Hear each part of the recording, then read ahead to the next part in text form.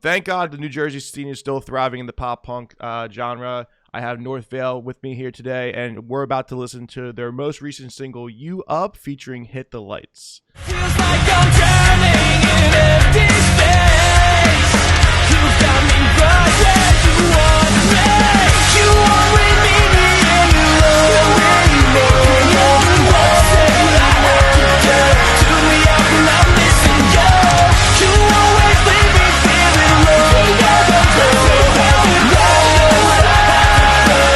Right now I'm through with you. Dude, Nick Thompson actually killed it on this track. Yeah, That's so man, cool to get a feature or something like that. Is Hit the Lights been one of the most like one of the inspirations to this band in itself, or like how did that all come about? I think so. I think our rhythm guitarist who like kind of writes the skeletons for all our songs, like, you know, the framework for all the tracks. He's like, his favorite band is Yellow Card, but he, like, you know, Hit the Lights is definitely like a top tier influence for him. So I think he was like, I think he's really into Thief Club too, right? Nick yeah, Silver? Oh, no shit. fucking loves More. Thief Yeah. Club. So Oh, I love that. So- Yeah, I saw Hit the Lights years ago. I think I want to say like 2018, obviously before the pandemic happened, and they played at House of Independence, and they did a fucking phenomenal job. I don't know if you dudes were there, but like, I think I was at that show. yeah, think- they were doing an anniversary, I believe. Maybe Yeah. no, the new record, which like I actually thoroughly enjoyed it. So it was just crazy how they started coming back around again. So Yeah, they're badass. Nick, working with Nick was so cool too. It was so easy, so easy. he just sent you was- the stems, and that's it. It was like, it was like, hey, we're thinking something like this, and he's just like this, and we're like, yeah. He's like, all right, cool. We're like, yeah. We kind of just sent them like a frame. Keith sent them like, you know, one of those like, you know, melody lines that he just hummed into his phone without like any words or anything, just like, you know, oohs and ahs, and Nick just like It's just yeah. Nick's like, like fucking 10 minutes later he sent lyrics back. He was like, so nice about it too. He's like, how about this? It's just my first pass. Like, I could do it again if you want something else. And we're just like, nah, definitely don't do something else, dude. This is perfect. I mean, the music speaks for itself. Obviously, he's gonna want like reaching out, or if he found you guys in general, like obviously he's gonna do it because the music's so tight.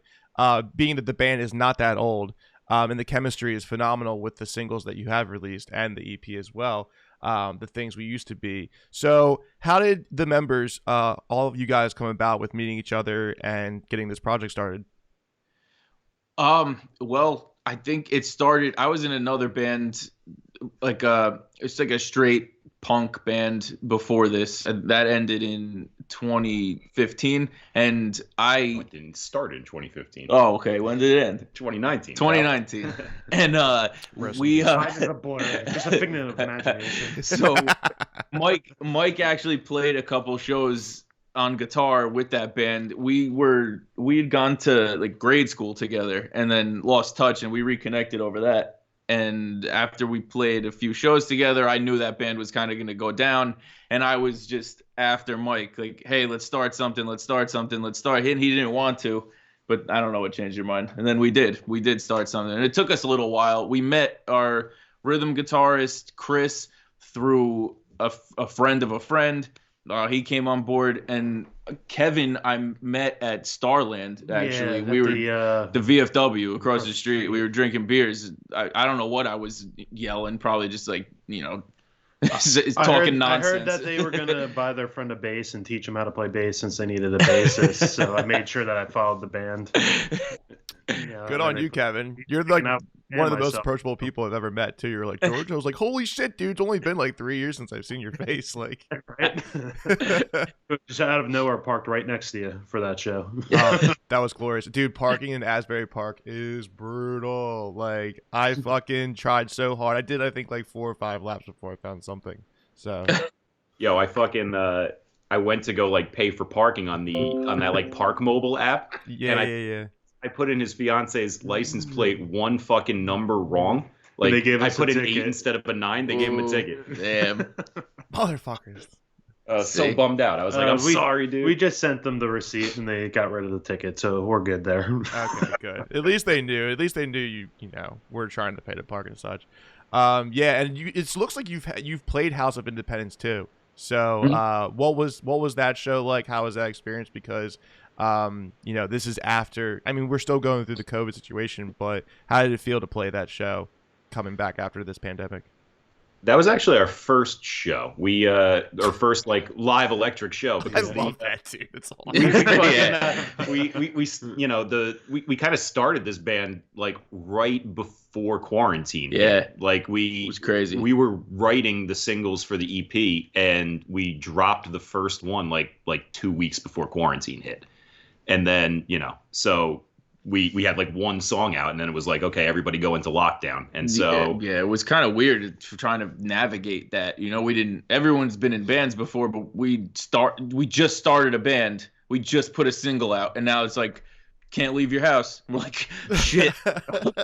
Okay. We sure. gotta like rewrite the plan, like, how does this work now? But so we just kind of, we went like heavy into like, like social media marketing and stuff, and just kind of like, we were like, okay, we're just going to be a digital band until somebody tells us otherwise. And so, it was like, we had to shake off the cobwebs for playing live like everybody else did, but it was also like, we got to, figure out how to play live together too. Yeah. That was a whole thing. So yeah, it actually came together well though, I think. Yeah, it was a great turnout. It felt good to get back on stage, honestly. Like he said, all of us were in bands prior, even though it was our band's first show. Just getting on stage after, for myself, 3 years almost. Dude, we were talking. Seriously. We were talking about that this morning before me and Mike were saying, like, I feel like band it's work, right? It's a lot of work. And I think that I forgot why I want to do this so much. And then like once we were on stage after that show, then I was like, oh, that's right. Now I remember. Yeah, it feels fucking good.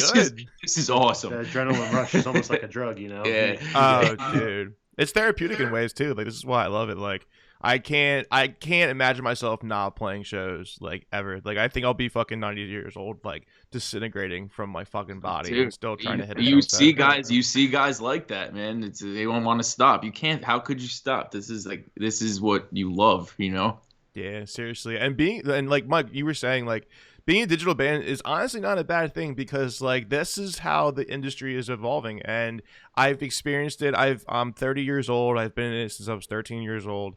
And I think there was a huge shift change from, I want to say, 2015 to 2019, where it was like social media presence was huge. Then you needed the Spotify numbers, and now it's kind of like correlates now together with Spotify and social media numbers and TikTok. And like, it's just, that is the whole way of trying to get your music out there, is promoting it through a digital source. So yeah. I mean, you're doing the right thing.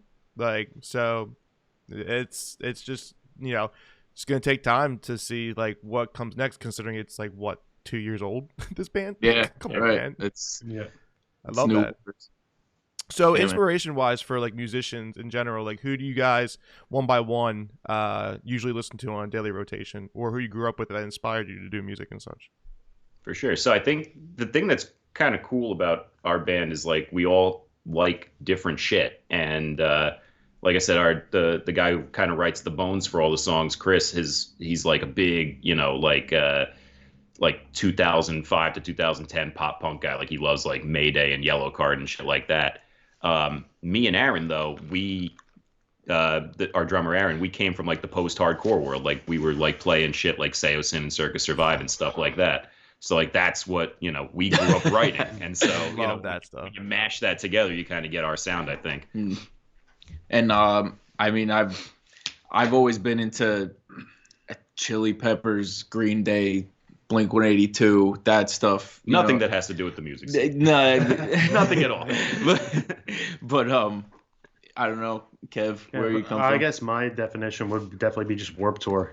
As a kid growing up, 12 years old, going in 8th grade, and every year since then until it no longer was happening. That's what I was listening to. And Warped Tour had such a wide range, and it changed over the years. So did my taste. Anything from what Mike said, Circus Survive, Seosin, I was into, to nowadays I'm listening to some newer wave stuff of like Between You and Me and Bearings and stuff like that, the new pop punk sound. But then I also had guilty pleasures growing up in the 90s, and I was definitely a big Matchbox 20 guy. Dude, Matchbox 20 rules. Yeah, they fuck really hard. Yeah, that's a good band to fucking fall in love with. Because it's like you can hear the collective you can hear the collective the structure that the band has written together with these songs, because it's very well written out. So like it's very catchy stuff right off the bat. So and I can only imagine what the future is holding for Northvale. So what's the plan, guys? Is it going to be an album? Is it going to be an EP, some more singles, more features? What are we doing here? We're definitely doing more. We're going towards writing an album. We have 10 songs kind of tracked and in various stages of the mixing process right now. But definitely planning on dropping them as singles, like a large chunk. That seems to be the big play these days. Like you kind of slowly trickle out singles until like the album's ready to go. And we just seem to really love working with other artists and doing the whole feature thing. So that's always a big, consideration when we're about to drop a single. It's like, well, who do we think fits on this? What do we think the best fit for our song would be, feature wise and stuff like that. Yeah. Yeah. Mike and I have talked about like that feature thing, and there's no reason why a pop punk rock band could start using features more and more often. In the rap scene, you see at least 10 artists on one song, and they're all getting traction off of it, And I feel like it could be something that's frowned upon in the pop punk rock scene, but why? I Prevail, when they did their cover, got a bunch of crap for doing a Taylor Swift song, and that's quote unquote the only reason why they're big. But or is it just smart marketing at that point? So why not collaborate with some other artists and it's fun, kind of cross promote with each other? It is fun. I Prevail, real quick, dude. So like they are the marketing geniuses. I remember when and yeah, that Taylor Swift, like you were saying, Kevin, like that was like kind of the thing that blew them up. They know it too. However, when they were releasing their original music, they fucking like completely beat the Facebook algorithm. Because I just remember like these clips that would come up, and it was like, if you got just broken up with or something, this like chorus is for you, or this verse is for you, or something. These lyrics are for you, and like it was just like, dude, they're really speaking out to this audience. Like this is so fucking crazy, and people are just sharing it. Like it was like the new meme kind of thing. So I was like, wow, like this band's really fucking hitting it on the head. It's so fucking cool. Tumblr. Yeah. But no, it's a good idea, because like I mean like to have multiple features on an album like that, like it's probably the gatekeepers being like that, but in a sense it's saying like, dude, like these are our friends, we're all trying to collectively like make great music together, so why not have the features? Like I think that's a great idea, and especially if you're gonna come out with an album, like who cares if every song has a feature? Fuck it. Like I mean, like Kev was saying, like you look at like the hip hop scene and like, or even like the R&B scene. Like I just looked at Khalid's new record, and like it's 9 songs, 8 of them have features on. The guy's got 45 million monthly listeners. It's not like he's doing it for fucking promotion or anything. He just, it's just fun. It's more fun. You get a cooler sound. You bring other people on. You get different flavors. It's cool. Yeah, like why absolutely. not do that in our scene? It's like it doesn't make sense why nobody's really doing that like in our scene. I guess it's kind of frowned upon, like it just looks kitschy or whatever. But like I don't know, it seems like it to me it adds more to the song than takes anything away. So right. I'm trying to think. I don't think there's a lot of. I mean, no, I don't think there's a lot of bands out there that do that. I know. We have a lot of features on our album, so hopefully we don't get shit for it, but whatever. Like that's a lot. You won't get any from here, that's for sure. Yeah, definitely not from us, dude. Yeah, I can't think of any bands that are doing that right now. But that's like essentially that's a really good idea. Plus, like the way we're going with, like we were just saying, like marketing on the internet, like especially for Spotify, like everything gets tagged, bands, artists, specifically, whatever. So in a sense, like especially like let's say like one of the songs of Northvale perseveres and like hits like a viral status or whatever, well that's also going to climb to the top of the chart of the featured artists as well. So it's like when those fans of them come on, like, whoa, this is like number 5 on the top 5, like who is this? They feature on this, what is this? I want to hear this. And there you go, it's more showcasing. It's like sharing stuff, sharing music. It's just a really good idea. If the band had to go on tour, whether it's a package or specific artists, what would you guys like have in mind for trying to reach out to for getting on the road with somebody? We opened up an acoustic show with Broadside a few weeks ago, and dude, they are just some of the coolest guys around. We just vibe with them heavy. Yeah, that would be cool. Also, I mean, we did that acoustic thing with AJ. Another one like Dangerous Summer. That dude is super fucking chill. Can't say enough good things about those guys. So like, I think when you start doing these like features and collaborations, like it kind of forces you to interact with these guys who are in their own bubble, and like these guys are just dudes trying to do the same shit you are, and like it's fun when you like hang with them, and it's like, oh shit, they're like they're a regular person. Yeah, they're doing the same shit. Like they have the same worries and fears as the rest of us doing you're this an thing. old man like we are. Yeah, you find that out so quickly too. You're like, oh shit, like we're just trying to do our best out here and have a good time and like do what we love to do. That's like the whole situation too. And I'm just glad Broadside's also not on fucking Victor anymore. That's not a label, so good for them. They can't get fucked over anymore. I don't know if they did get fucked over, but a lot of bands got fucked over on that label. So that doesn't need to be in a band anymore. Yeah, also Corey Welsh was playing that show, right? Yeah. Also super nice guy. Also super nice guy. Yeah, he's gonna go to the UK with Youth Fountain, I think, in the new year. So shit. Well, I met Corey in Nashville randomly when I was shooting the show when I was living out there. He was on tour with William Ryan Key, and he was one of the coolest dudes. And when we played the acoustic show, I kind of started talking to him, and hopefully soon, because I was slacking getting my gamer tag. We're going to start doing some gaming because he's really into that stuff. And he was doing that in the back room, while he was waiting for the show. Everybody else is getting wasted. Corey's playing like fucking Fortnite on it. Streaming on Twitch and shit, or just chilling? Yeah. Yo, that's a guy that works from backstage, dude. That's great. He's being like, why super. Why got like a fucking Alienware laptop? Oh, he's streaming right now.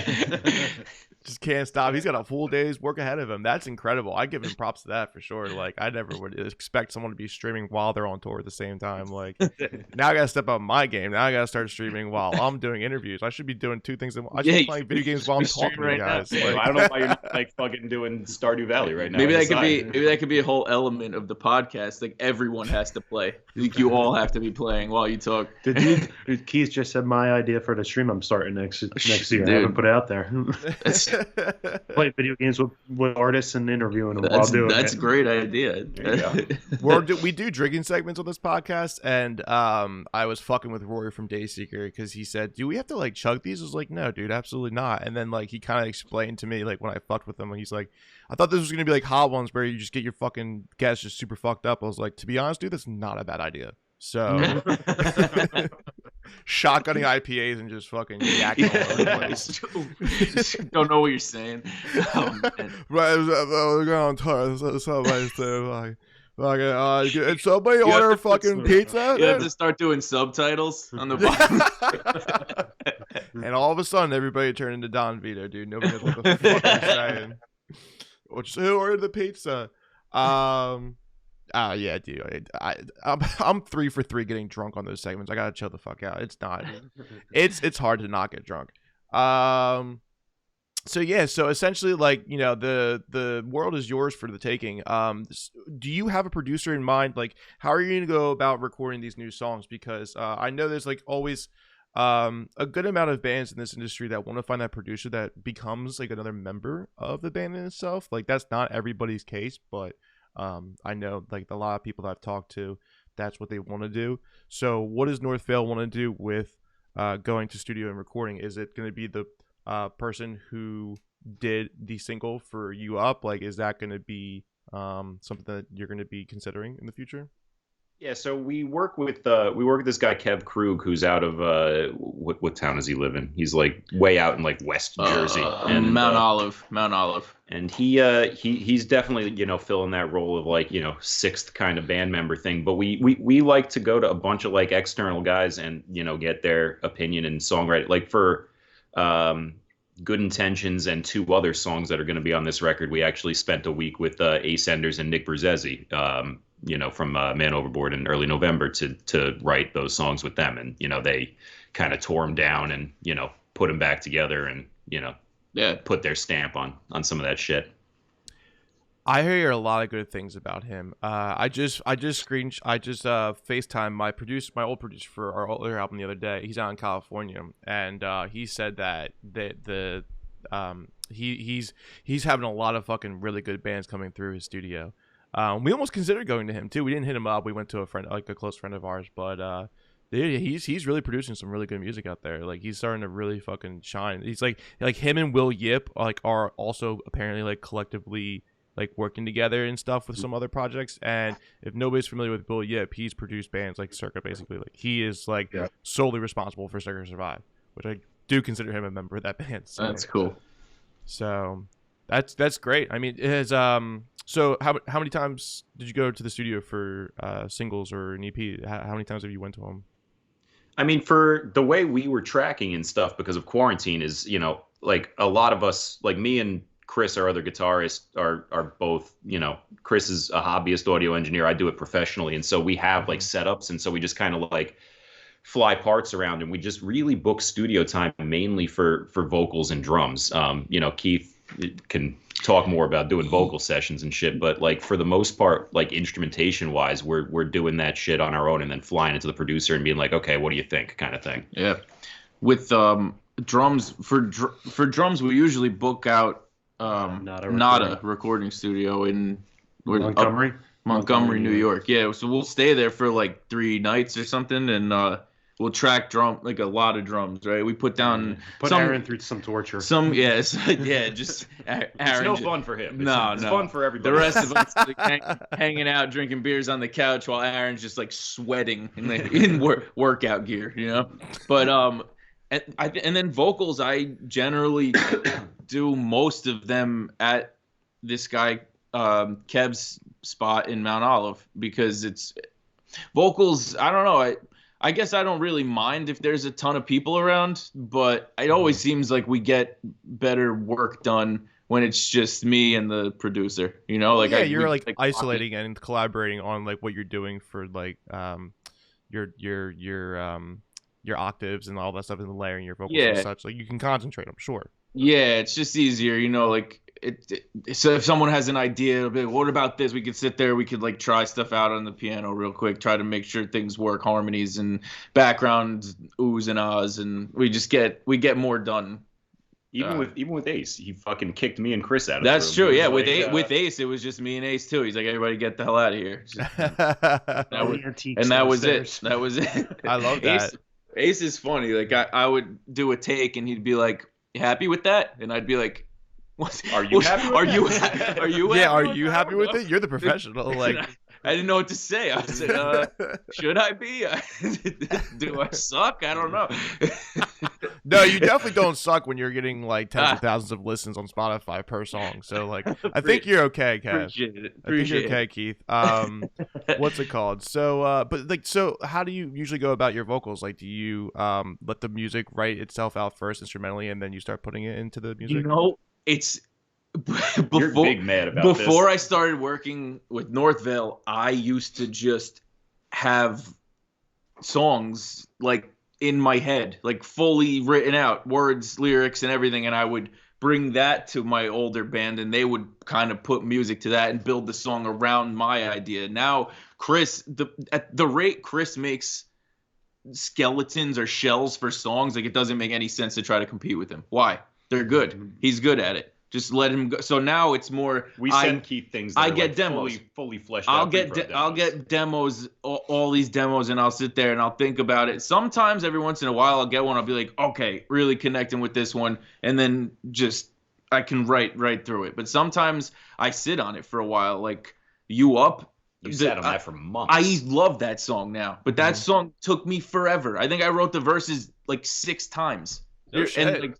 And we just looked at, and they were, you know, what about this? I don't, you know, so someone doesn't like this, someone doesn't like that, and it's collective here. We everyone's pretty cool with like swallowing their pride when it comes to this. You know, like, if you just because I'm in love with something, if everybody else hates it, like, you gotta take a step back and be like, okay, well, I'm wrong. I must be. Everybody, there's 4 other dudes who are disagreeing with me here, who are all heavily involved in this scene, right? So like you got to Yeah. shut up and step back. So with You Up, I'm super happy how it came out. So with that one, what I ended up doing is just like not I stopped listening to it. You can still you can still hear the progression in your head, right? The chord progression. So like how the melody, like like the box it's in at least.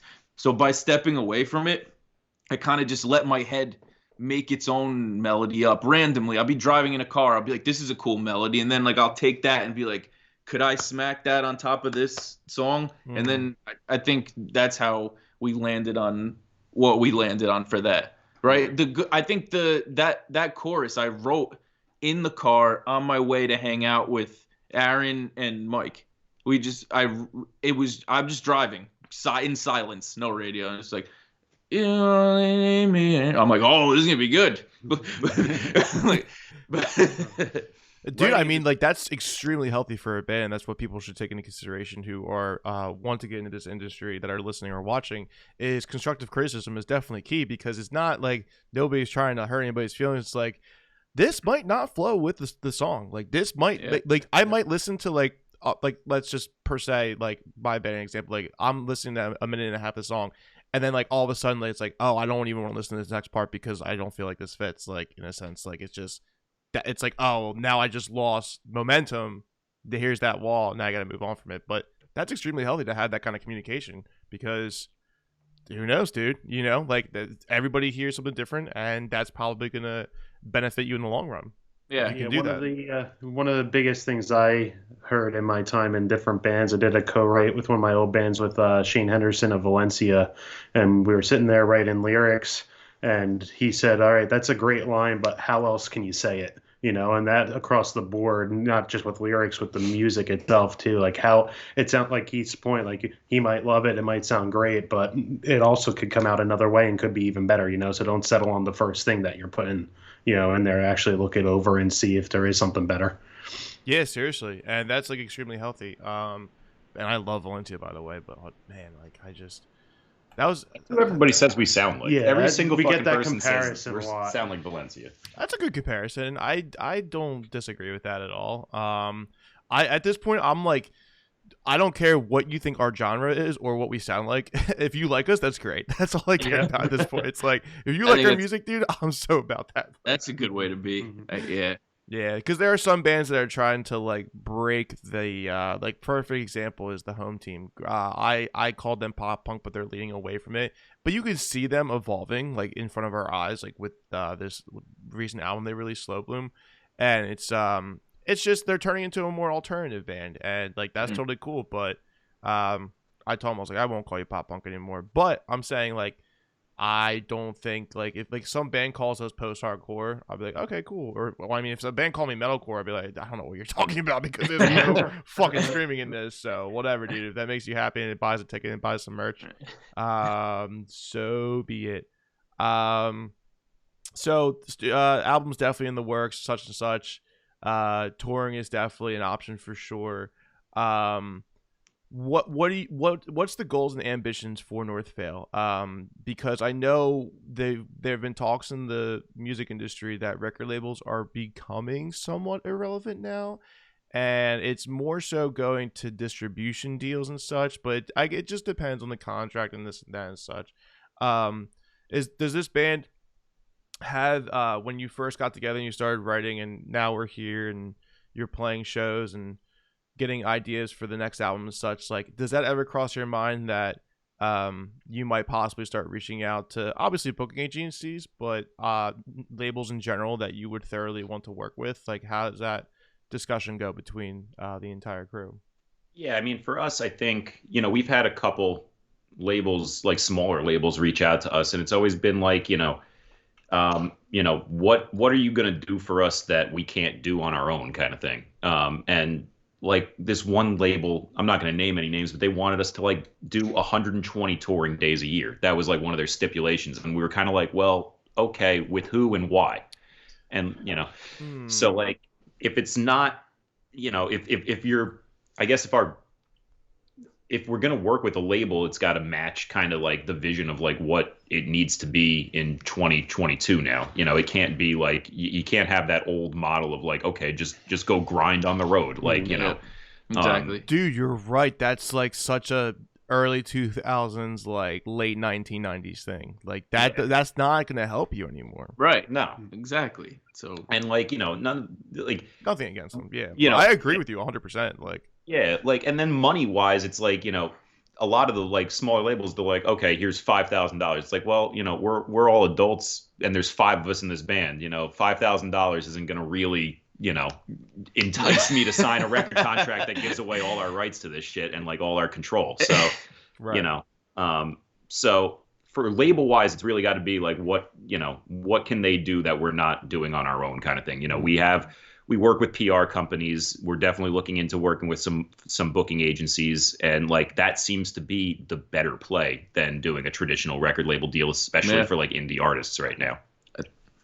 Especially of our caliber. I mean, I myself am weary of working with labels. I was in a band that was on a smaller label, and you know, like Mike said, it's what are you going to do for us that we're not already doing? You know, there's no point in signing that dotted line and giving away the rights, and until they retain whatever advance they give you, you're seeing none of your music at that point. But then they're doing nothing on the back end to get you on the road, or there's no marketing plans. You know, I don't know if you saw the band I brought up before that I listened to, Between You and Me, just completely flat out tweeted and called out Hopeless Records. They blasted Hopeless on Twitter. Right, like on the day of their release, you know. And I had a friend in this band called Vanish. I don't know if you've heard of them, but they were on Hopeless too, and that was the same story I got from them as well, you know. And I'm not saying that, you know, Hopeless is a bad record label or anything like that, but when you're of their stature and their size, you know, is it worth, you know, signing that dotted line and giving up your rights to your music if there's really going to be no marketing plan for you, and it's kind of let's just throw shit at the fan and see if it sticks. Seriously. I mean, these labels better be careful, because that can also cause a revolution. I'm starting to slowly talk about this with some of the bigger artists that come on that are signed to major labels, and I asked them, like, would you be opposed to, you know, just releasing publicly your contracts with these labels, kind of like how sports athletes do?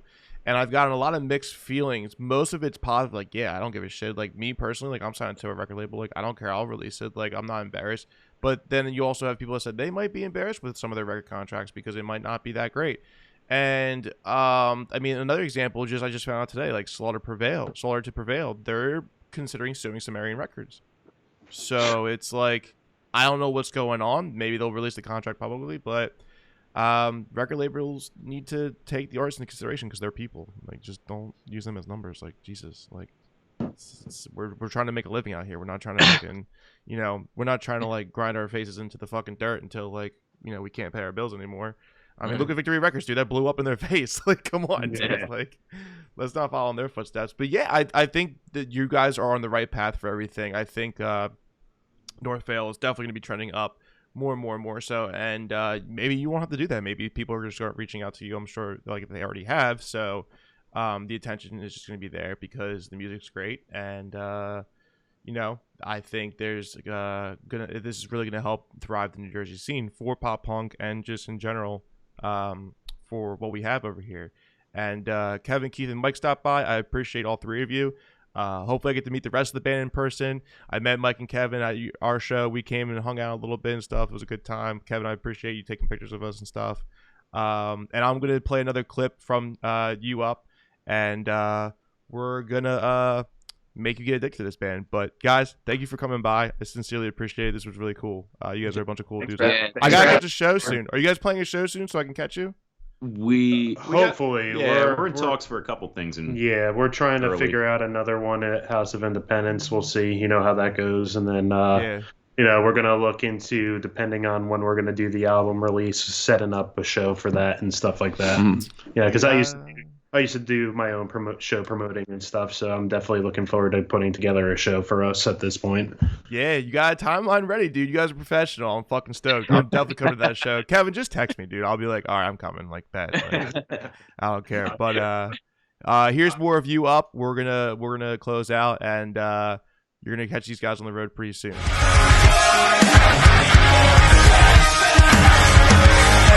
I know